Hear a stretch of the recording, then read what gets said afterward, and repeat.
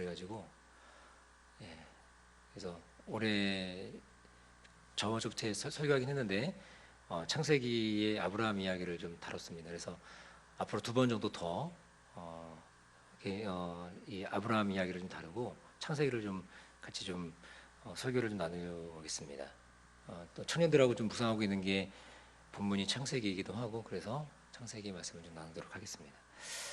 우리가 오늘 읽은 본문 앞부분에 등장하는 것이 있습니다. 앞부분에 등장하는 것이 뭐냐면 이 족보입니다. 창세기는 10개 정도의 족보로 구성되어 있는 책이라고 합니다. 그러니까 이게 톨레도트라고 하는데 10개의 톨레도트로 구성되어 있는 책이 바로 이 창세기인 거죠. 우리가 족보를 대할 때는 여러분 어떻게 족보를 읽으세요? 족보 아무런 의미 없이 읽을 때가 참 많지 않습니까? 창세기를 처음 읽으면서 5장에 다다르면요 이제 족보가 이제 등장합니다. 바로 이제 아담의 후손부터 시작해서 노아에 이르기까지의 족보가 이제 등장하는 거죠. 근데 이제 많은 성도님들이 이 족보를 읽을 때 대충 읽고 그냥 지나치는 경우가 참 많다고 하는 거죠. 어떻게 하느냐? 제가 그래봤기 때문입니다. 예, 그리고 또 계속 창세기를 읽다 보면 이제 노아의 후손인 셈의 족보가 이제 등장합니다. 이제 11장 이제 그쪽에 와 보면 이때도 그냥 대충 읽기를 반복하는 것들을 보게 되죠. 그리고 신약에 와서도 제일 처음 만나는 마태복음 또한 족보의 이야기로 시작하는 것을 우리가 알게 됩니다. 그럼 성경의 족보가 왜 기록되는 것일까라고 하는 거죠. 저 여러분들을 고통 먹이기 위해서 그런 거냐? 그런 게 아닙니다. 아니면은 사랑하는 자에게 잠을 주신다고 하셨는데 족보를 읽으면서 잠을 잘 들거라 그런 거냐? 그런 것도 아닙니다. 우리가 잘 알듯이 성경은 그냥 아무런 의미 없이 기록된 책이 결코 아니라고 하는 거죠. 이 족보에는 많은 의미들이 담겨 있습니다. 그러니까 성경에 나오는 족보는 하나의 이야기가 끝나고 나면 다른 이야기로 넘어갈 때 그 둘 사이에 이야기와 이야기 사이에 그런 가교 역할을 하는 것이 이제 족보입니다. 뿐만 아니라 성경의 족보는 각각의 시대와 세대에 걸쳐서 일관되게 그 시대의 주인이 누구냐, 그것을 이끌어가는 분이 누구냐, 바로 그분이 하나님이시다라고 하는 것들을, 그러니까 세대와 세대에 계속적으로 나타나는 그 하나님의 주권을 강조하는 것들을 보게 되는 것입니다. 그래서 하나님께서 역사를 주관하신다라고 하는 거죠. 이것을 선명하게 보여주는 것입니다. 그래서 족보가 중요하다라고 하는 거죠. 오늘 본문 앞장에 나타난 이 셈의 족보에서 이제 맨 마지막은 누구로 끝나냐면 바로 이제 아브라함의 이름으로 이제 끝이 나는 것들을 이제 우리가 알 수 있습니다. 그러니까 11장의 족보는 아브라함이라고 하는 인물을 보여주기 위한 일종의 이제 사전 작업이라고 얘기할 수 있습니다. 창세기 5장에 나오는 족보도 마찬가지 아닙니까? 창세기 5장에 나오는 이 아담으로부터 시작해가지고 누구로 끝납니까? 노아로 끝이 나는데 누구를 이야기하고 싶은 거예요? 노아를 이야기하고 싶은 거예요. 그래서 노아를 드러내주고 싶어서 부각하기 위해서 이 족보를 가교로 사용하는 것을 보게 된다고 하는 것입니다. 그런데 아담의 족보와 셈의 족보는 중요한 공통점과 차이점이 있습니다. 공통점은 뭐냐면 둘 다 10대째에 등장하는 인물이라고 하는 거죠. 성경학자들이 이야기하기를 아담의 족보나 아담부터 시작해서 노아까지 이르는 족보나 그 다음에 노아부터 시작해가지고 아브라함까지 이르는 족보에 10번, 그러니까 10대째가 등장하는데 그게 10명의 사람들이 그 안에 살았다 이게 아니고 10명을 편집한 거라고 얘기하는 것입니다. 그러니까 아담부터 시작해가지고 노아까지 이르는 10명이 나오는 인물들 안에는 또 수많은 사람들이 있을 수도 있었을 것이다. 그렇게 이제 이야기하는 것입니다. 그리고 또 어떤 공통점이 있냐면 그 10대에 속하는 아브라함과 노아에게 모두 하나님의 약속이 주어졌다라고 하는 사실입니다. 노아에게는 다시는 물로 심판하지 않겠다는 약속을 하지 않습니까? 그리고 아브라함에게는 오늘 본문에 보는 것 같이 복이 근원되게 하겠다. 너는 복이 될지라 그렇게 말씀하는 것이죠. 둘 다 이 약속을 주셨다는 공통점이 있습니다. 그럼 차이점은 뭐냐? 이 차이점이 더 중요한데 노아의 언약은 심판 이후의 결과였다라고 하는 것입니다. 그러나 아브라함의 언약은 심판을 전제하지 않는다라고 하는 거죠. 그러니까 아브라함을 부르실 때는 보면, 그러니까 노아를 부르실 때 어땠습니까? 노아를 부르실 때는 그때 그 땅에 죄악이 관영했고 하나님이 인간을 지으셨음을 한탄하고 심히 근심하셨다라고 얘기하는 것을 우리가 잘 알 수 있습니다. 그래서 하나님께서 그 하나님이 만드신 인간을 다 심판하는 그런 모습들이 있는 거죠. 그러니까 노아의 등장의 전 배경은 그런 그 인간의 죄악의 관영함이었습니다. 그런데 아브라함의 이 등장의 배경도 보면 어떻습니까? 배경도 바벨탑이라고 하는 죄악을 저질렀습니다. 근데도 불구하고 하나님은 그 인생들을 심판하지 않으시고 오히려 심판이 아니라 그 죄악의 과정 가운데 오히려 한 사람인 아브라함을 부르셔서 그를 통해서 새로운 약속을 이루겠다고 하는 그 새로운 언약을 또 체결하는 것들을 보게 되는 것입니다. 바로 여기 아브라함을 부르시고 선택하신 매우 중요한 의미가 담겨 있다라고 하는 것입니다.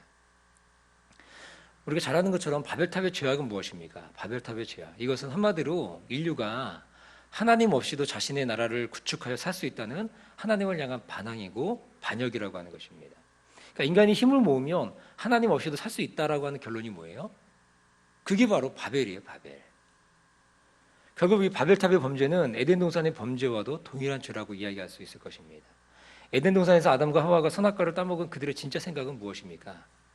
자신들이 주인 되기를 원하는 거예요. 자기의 삶의 주인 되고 왕 되고 그렇게 심지어 하나님과 같이 되는 존재가 되고 싶었기 때문이라고 하는 것입니다.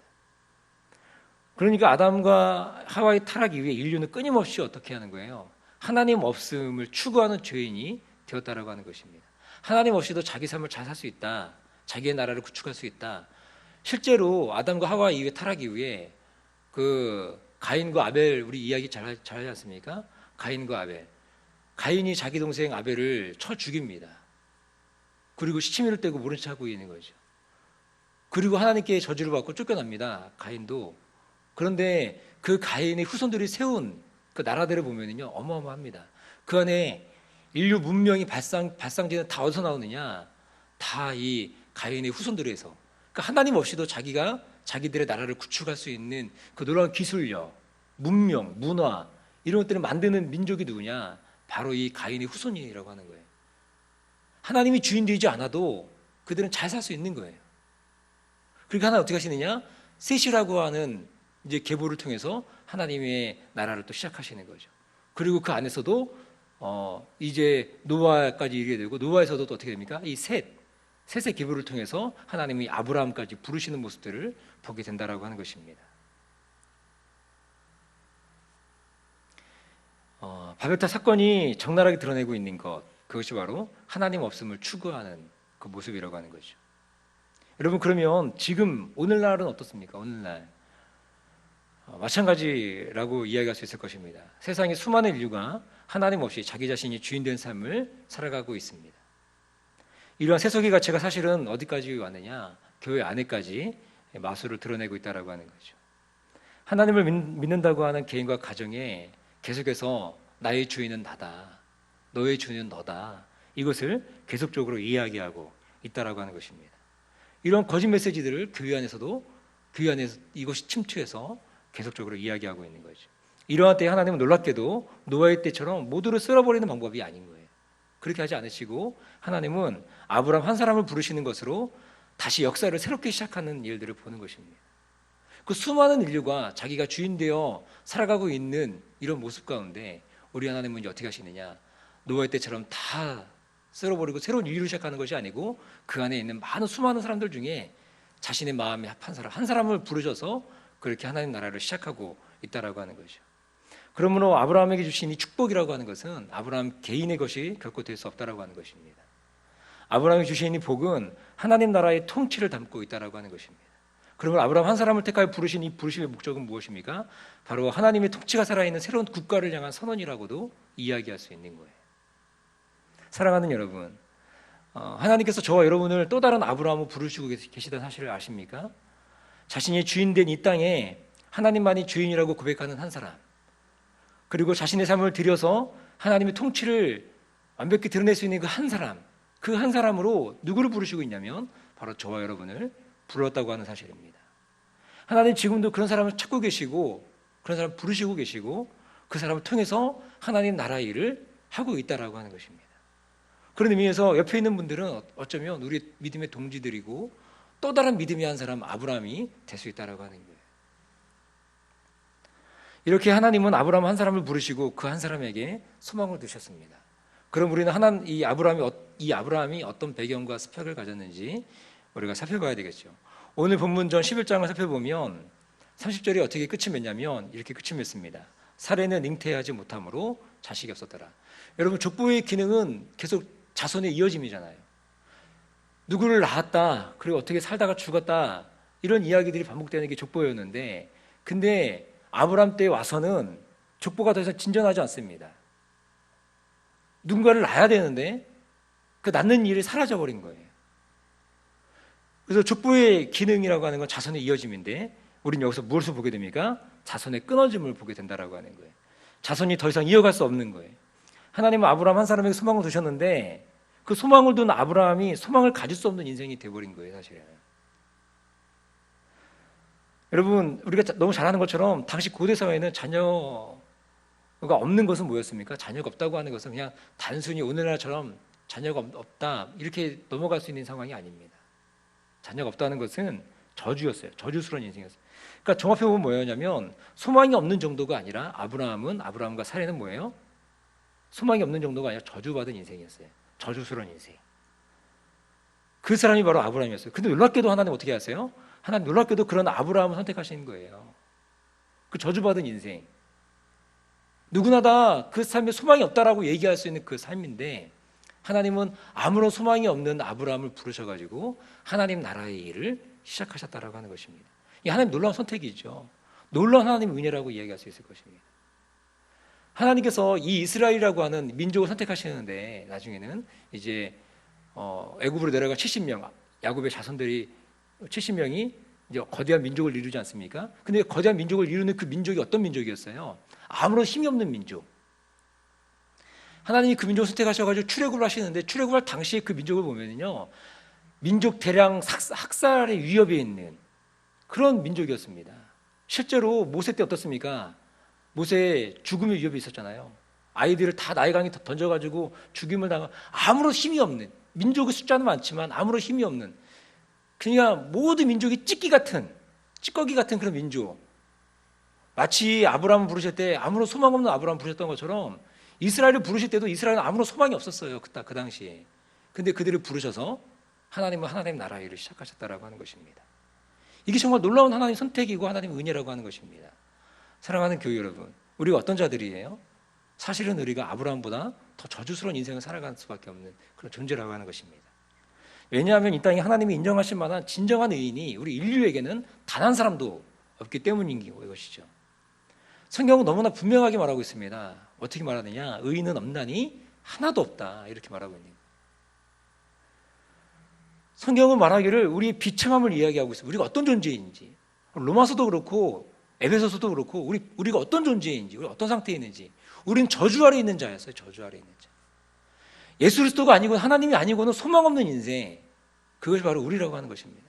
그 비참한 지경에 있는 우리를 그리스도께서 우리를 위해 대신 죽으심으로 우리 가운데 참된 소망으로 되셨다라고 하는 것입니다. 성경이 말하는 우리를 향한 진단이 바로 그것입니다. 우리는 우리의 죄로 인해 소망 없는 인생이 되온 거예요. 아니, 소망이 없는 정도가 아니라 저주스러운 인생이 우리네 인생이라고 하는 것입니다. 그러나 이렇게 소망 없는 인생이 우리 인생에 하나님께서 찾아오신 거예요. 우리를 부르시고 우리를 선택해 주셨다고 하는 것입니다. 이게 얼마나 놀랍고도 크신 은혜입니까? 나를 부르시고 사랑하시는 하나님. 그 사랑의 하나님을 우리는 아브라함을 부르시는 이 장면에서 우리가 느낄 수 있다라고 하는 것입니다. 오늘 저주받은 아브라함을 선택하시는 그 하나님께서 그를 통해 모든 열방이 복을 받는 복의 근원을 만드신 것처럼, 오늘날 저 여러분들 같이 말할 수 없는 죄인을 불러서 복의 근원 되시겠다고 하시는 하나님의 놀라운 사랑, 이걸 확인하는, 또 확인해가는 모든 그 과정 가운데 우리의 삶을 살아내는 귀하고 복된 삶이 되기를 주님의 축복합니다. 우리 하나님은 그러신 분이라고 하는 거예요.